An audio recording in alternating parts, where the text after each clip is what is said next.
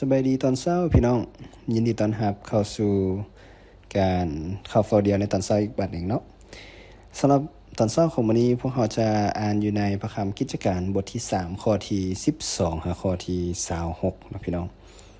ข้าพเจ้าก็หนุนใจพี่น้องอ่านหมดทั้งหมดบทเลยเนาะทั้งบทที่3เลยเนาะ หัวข้อของข้าพเจ้าในมื้อนี้ก็คือ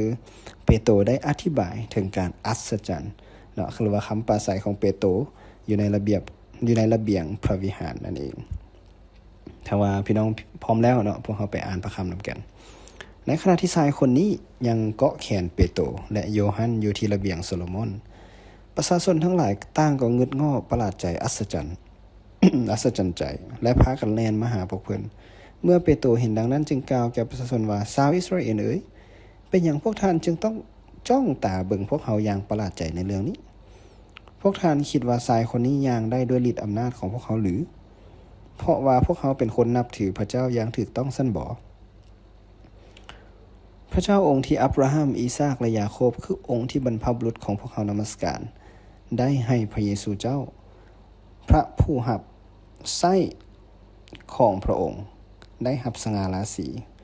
ผู้ที่พวกท่านได้มอบแก่บรรดาเจ้าหน้าที่ และปฏิเสธพระองค์ต่อหน้าปิลาตถึงแม้ว่าปิลาตตั้งใจไว้แล้วที่จะปล่อยพระองค์ก็ตามแต่พวกท่านก็ยังปฏิเสธพระองค์ผู้บริสุทธิ์และชอบธรรมแต่ขอร้องให้ปิลาตเฮ็ดตามใจพวกท่านโดยที่ให้เพิ่นปล่อยผู้ฆ่าคนแก่ท่านทั้งหลายท่านทั้งหลายจึงได้ฆ่าผู้ที่เฮ็ดให้มีชีวิตอันแท้จริงแต่พระเจ้าได้ทรงบันดาลให้พระองค์เป็นคืนมาจากตายฝ่ายพวกเขาก็เป็นพยานในเรื่องนี้ได้ด้วยความเชื่อในพระนามของพระองค์พระนามนั้นจึงเฮ็ดให้คนนี้มีแหงขึ้นมาเหตุการณ์ที่พวกเจ้าเห็นและรู้จักนั้นเกิดขึ้นได้ก็เพราะด้วยความเชื่อในนามพระเยซูเจ้าที่เฮ็ดให้ชายคนนี้หายดีเป็นปกติต่อหน้าพวกท่านทุกคนดังที่พวกท่านได้เห็นอยู่นี้มาบัดนี้พี่น้องทั้งหลายเอ่ยข้าพเจ้ารู้ว่าสิ่งที่พวกท่านกำลังกับบรรดาผู้นำของพวกท่านได้เฮ็ดต่อพระเยซูเจ้าก็เฮ็ดไปด้วยความบ่ฮู้บ่เข้าใจแต่เหตุเหล่านั้นที่พระเจ้าได้ทรงประกาศไว้ล่วงหน้าโดยปากของพวกผู้ทำนวยว่าพระคริสต์ของพระเจ้าจะทนทุกข์ทรมานพระองค์จึงทรงเฮ็ดให้สำเร็จดังนี้ดังนั้นจงทิ่มใจเก่าเอาใจใหม่โดยหันคืนมาหาพระเจ้าเพื่อพระองค์จะอภัยบาปกรรมให้พวกท่านเพื่อเวลาแห่งความพักผ่อนหย่อนใจจะได้มาจากพระพักขององค์ผู้เป็นเจ้าเพื่อพระองค์จะได้ทรงใช้พระคริสต์ซึ่งกำหนดไว้แล้วนั้นให้มาเพื่อทานทั้งหลายคือพระเยซูเจ้าในเวลาที่พระองค์จำต้องอยู่ในสวรรค์จนกว่าจะถึงเวลาที่ทุกสิ่งจะถูกตั้งขึ้นใหม่ตามที่พระองค์ได้กล่าวไว้โดยทางบรรดาผู้ทำนวยบริสุทธิ์ของพระองค์ตั้งแต่โดนนานมาแล้วส่วนโมเสสได้กล่าวว่าองค์ผู้เป็นเจ้าพระเจ้าของพวกท่านจะได้ทรงให้ผู้ทำนวยเหมือนอย่างเขาเกิดขึ้นจากประชาชนของพวกท่านทั้งหลายต้องเชื่อฟังทุกถ้อยคำที่เพิ่นกล่าวแก่พวกท่านแล้วก็จะเป็นดังนี้คือถ้าผู้ที่บ่เชื่อฟังคำทำนวยผู้นั้นก็จะถูกตัดขาดออกจากประชาชนของพระเจ้าและจะถูกทำลายฝ่ายบรรดาผู้ทำนวยทุกคนที่ได้รับถ้อยคำจากพระเจ้า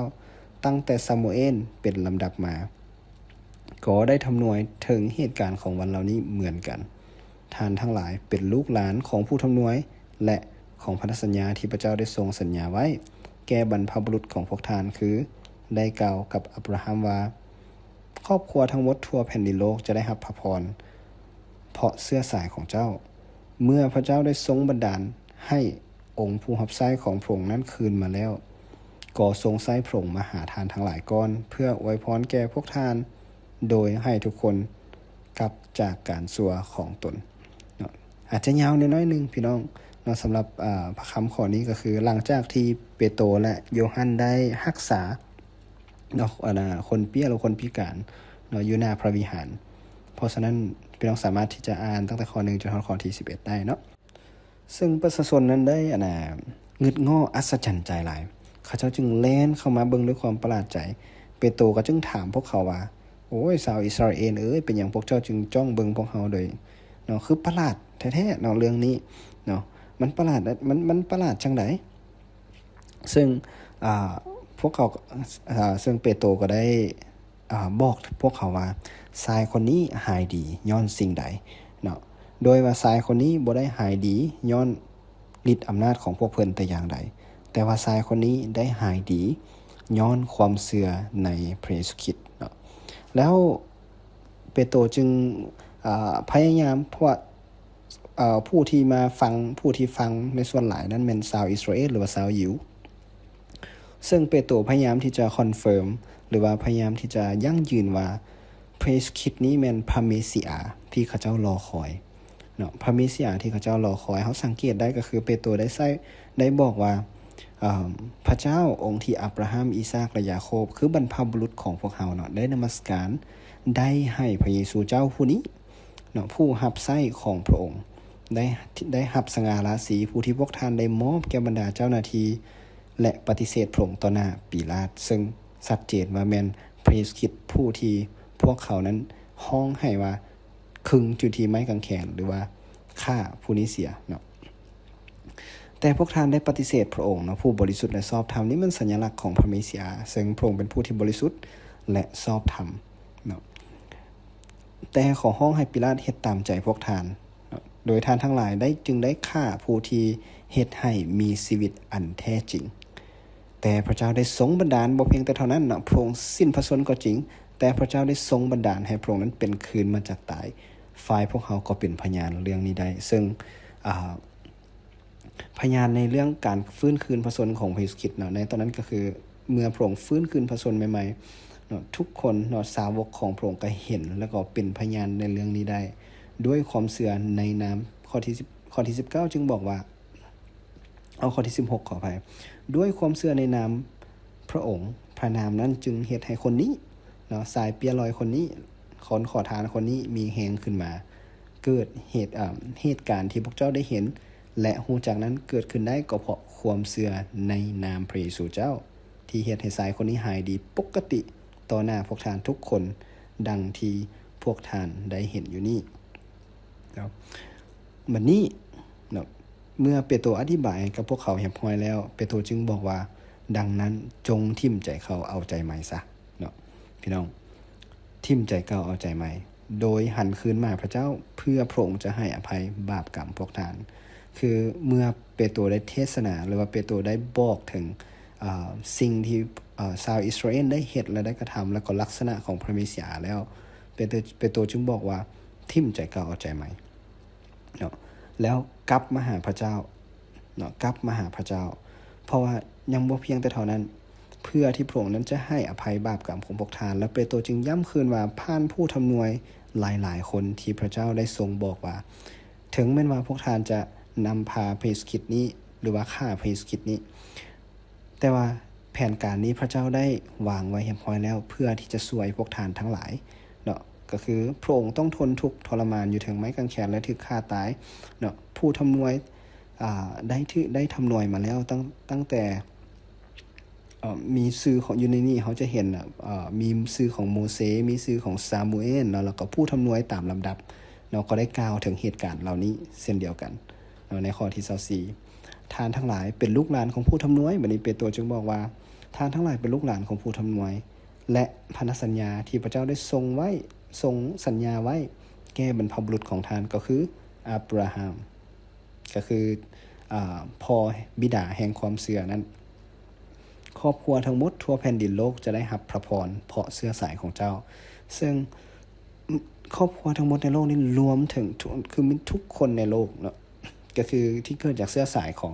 อับราฮัมซึ่งชาวยิวก็เป็นสืบเชื้อสายชาวอิสราเอลสืบเชื้อสายจากอับราฮัมโดยตรงเนาะเมื่อพระเจ้าได้ทรงบันดาลให้องค์ผู้รับใช้ของพระองค์เป็นคืนมาก็ทรงใช้พระองค์มาหาทานทั้งหลายก่อน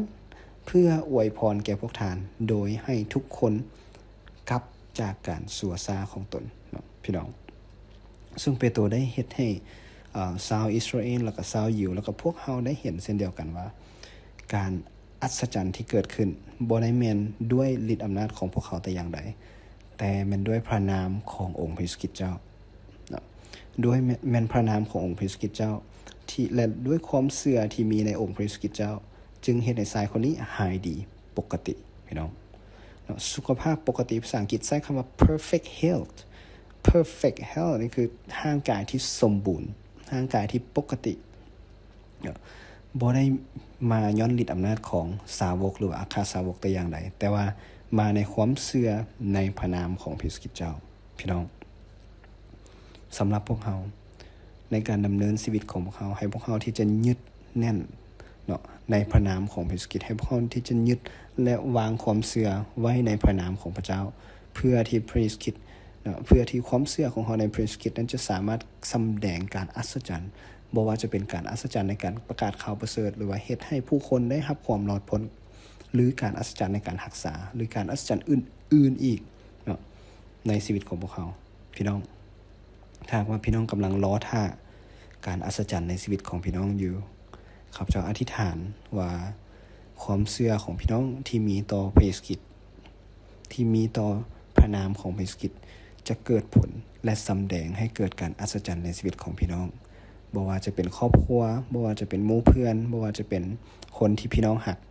ข้าพเจ้าอธิษฐานว่าการอัศจรรย์จะเกิดขึ้นด้วยความเชื่อของพี่น้องและขอพระวิญญาณบริสุทธิ์ที่จะนำพาพี่น้องในการดำเนินชีวิตในแต่ละมื้อด้วยขอบคุณพระองค์ลูกจึงอธิษฐานในพระนามยิ่งใหญ่ขององค์พระคริสต์เจ้าอาเมนแล้วพบกันครั้งต่อไปพี่น้องพระเจ้าอวยพร